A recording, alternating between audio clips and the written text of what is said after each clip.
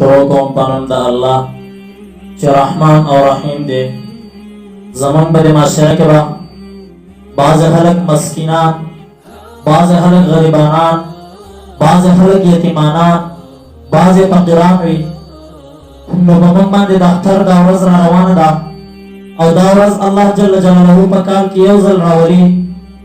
نو چې موږ دغه غریبانانو، دغه مسکینانو، دغه فقیرانو او دغه یتیمانو ته د اختر خرچې ورکو، پیزار ورته واخلو، کپړې ورته ورکو او دغه موږ د خپل ځان سره د اختر په خوشحالو کې شریک کو.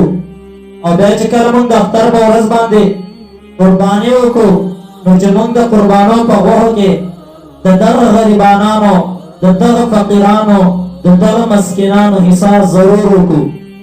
دا د الله رضا ده چې موږ تاسو د الله جل جلاله رضا وګټو او د انسانیت خدمت وکړو.